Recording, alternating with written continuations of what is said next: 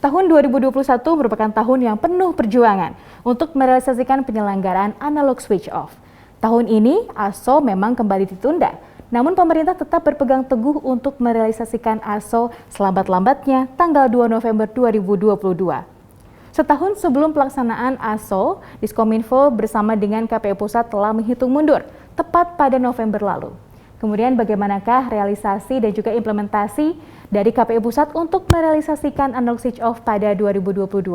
Simak perbincangan saya Lia Amalia bersama dengan Ketua KPU Pusat Agung Supriyo. Baik Mas Agung, apa kabar Mas? Baik, Alhamdulillah. Bagaimana kabar Lia juga? Alhamdulillah sehat walafiat Mas Agung ya, Alhamdulillah. Baik Mas, langsung saja. Bagaimana nih perjalanan digitalisasi penyiaran sepanjang tahun 2021 ini? Oke, sebelum saya jawab, saya mungkin membuka dulu ya. Boleh. Karena jarak kita sudah cukup jauh. Ya. Tahun ini, 2021 merupakan tahun yang penting untuk pelaksanaan analog switch off. Mengapa? Karena sekarang ini boleh dikata sebagai waktu untuk kita semua mengisi ruang-ruang kosong digital. Nah, kenapa saya sebut dengan mengisi ruang yang kosong? Karena selama ini di banyak masyarakat, di banyak rumah tangga, sebetulnya mereka sudah memiliki televisi yang digital, walaupun belum semuanya. Ya. Tetapi mereka tidak dapat menikmati siaran digital. Nah, begitu pula dengan set-top box, ya. Jadi set-top box juga sudah tersedia, tetapi ketika orang memasang set-top box, belum tentu dapat menerima siaran digital. Nah, kita mengisi ruang itu, ya, sehingga kemudian lewat kebijakan ASO, Undang-Undang Cipta Kerja, di mana diputuskan di tahun 2020, maka sejak 2 November 2020, berakhir nanti 2 November 2022, maka tahun ini adalah tahun di mana kemudian semuanya mengisi kekosongan tadi. Ya, pemerintah dengan kebijakannya, kemudian industri yang kemudian juga ikut berpartisipasi.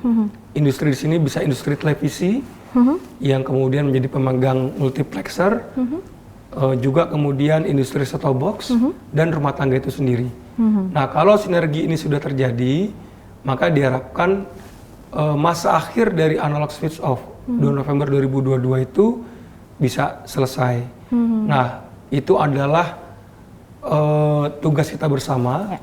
Dan 2 November 2022 adalah boleh dikatakan kita telah mengalami upgrade digital sesungguhnya.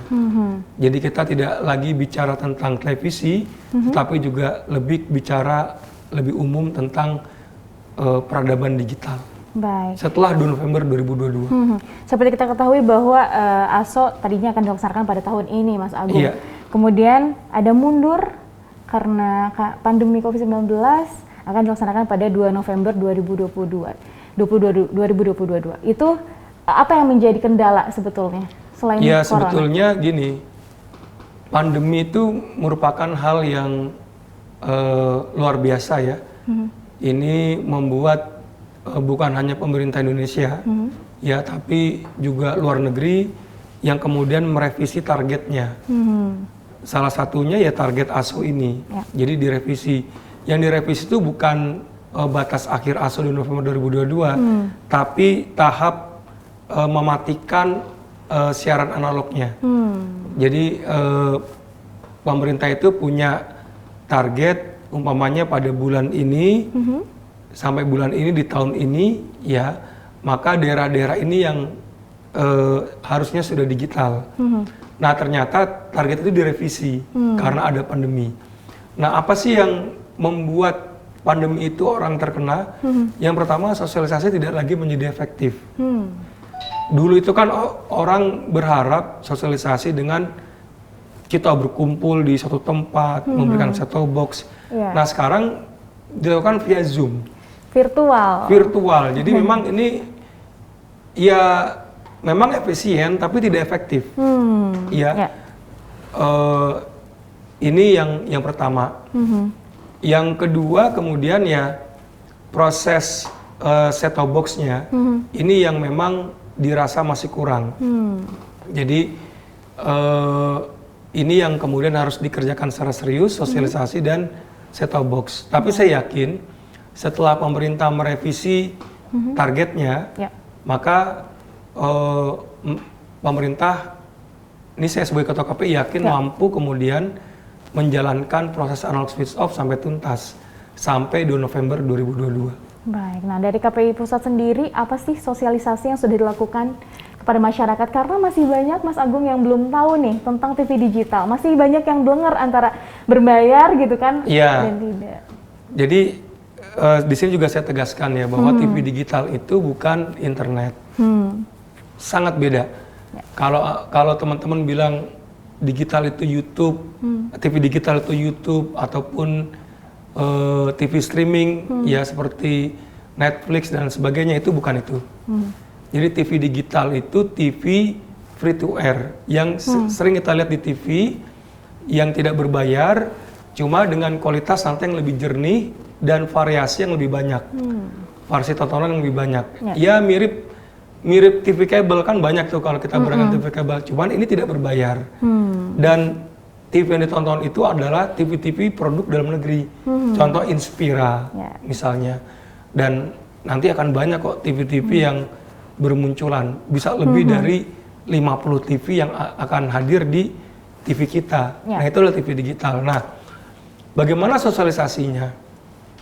Nah KPI ini bukan hanya KPI pusat ya, tapi juga ada KPID yang tersebar di 33 provinsi.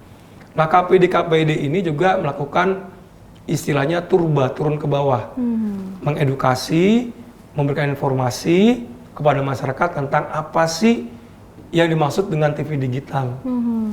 Lalu apa sih yang dimaksud dengan set-top box? Bagaimana sih cara memasang set-top box?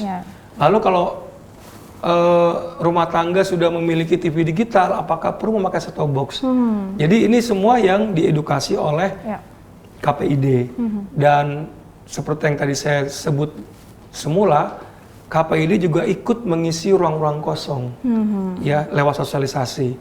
Nah dengan sinergi antara KPI, KPID, industri, dan pemerintah, kita berharap 2 November 2022 itu akan menjadi tonggak bersama yang sukses. Ini tugas berat ya, jadi harus dikerjakan bersama-sama, bukan hanya oleh pemerintah sendiri, bukan hanya oleh industri sendiri, tapi semua komponen masyarakat juga harus terlibat untuk menyukseskan era baru, yaitu era digital televisi. Baik, Mas Agung, menarik ini kita berbicara mengenai televisi digital, namun kita akan jeda sebentar, sesaat lagi kita akan kembali, tetap di Bincang Inspira.